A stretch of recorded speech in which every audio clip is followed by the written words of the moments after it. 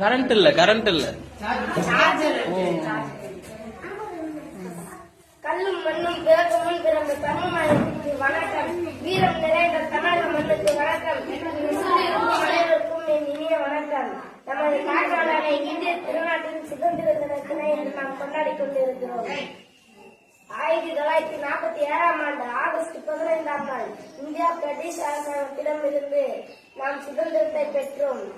இந்த நாள் இந்திய மக்களின் வாழ்விலும் மனதிலும் ஆழமாக பதிந்த நாளாக விளங்குகிறது.